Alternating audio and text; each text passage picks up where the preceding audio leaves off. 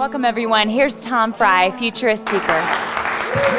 Robert Bond and Michael Short at the University of Southern California in San Diego did a research study in 2009. And they did this fascinating thing. They were trying to analyze how much information we have coming into our heads on a daily basis. And they were researching all of the different forms of media. And they did something pretty interesting. What they did is they turned it into a single common denominator. How many words do we have coming into our heads on a daily basis? As it turns out, the average person in the United States in 2009 had 100,500 words coming into their heads every day, consuming information 11.8 hours a day. And this number is going up 2.6% every year. Doesn't sound like hardly enough. So then the logical question we should be asking then is, where are all these words coming from? Turns out that 41% of all these words are coming from television, 27% from computers. We have 11% from radio. We have 9% from print media. And this 9% is a declining amount because in 1960 it was actually 26%. This is how we're actually trying to speed up the flow of information. Using active contacts, some people are referring to these as smart contact lenses, and these are being developed today. I know when you sit across the table and look at your girlfriend in the eyes, and you see these things in there, it's not the same experience, I realize that. So these things are very smart. They have, I know you can't read all these things here, but they have energy storage, they have wireless communication, and so that somebody that has one of these, or these type of devices in their eyes, when they're looking at that picture at the top, at a plate of food, this is how it gets analyzed.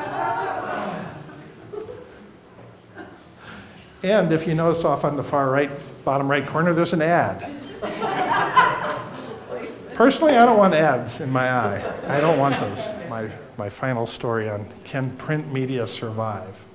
I think print media is going to get relegated to the niche markets. I think it's going to move into much more lower volumes and be somehow tied to digital media in all the ways that it possibly can. As an example, we can't possibly make pop-up books out of digital media. It's not as much fun. Maybe when we get holographic displays, maybe it will be as much fun, but not at the moment. So I put together some predictions. It's that print media will experience declining market share for the foreseeable future. 5 of the top 10 book publishers are going to go bankrupt before 2014, and that within 10 years, the majority of libraries will not have books in them. That doesn't mean libraries go away. That means libraries have a whole different business model.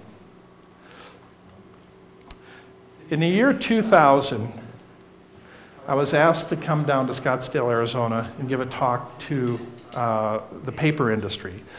TAPI is the Technical Association of the Paper and Pulp Industry. And they wanted me to talk on the future of paper. And so I did. I came down there and we talked about all the electronic inks, the electronic papers that were on the verge of coming out. And I even told them how to take a 1-cent sheet of paper and turn it into a $10,000 sheet of paper by putting a thumbprint recognition system on it so that page would reveal itself to the right person.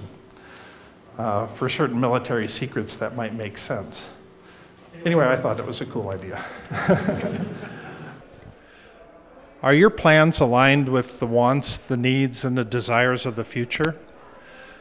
Notice I said the needs of the future, the desires of the future, the wants of the future.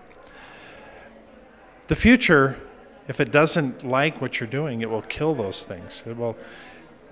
So you have to align yourself with what's happening in the future, not with what's happening in the past. So if you're solving problems from the past, you're not going to be effective in the future. So the question you should be asking is, what does the future want?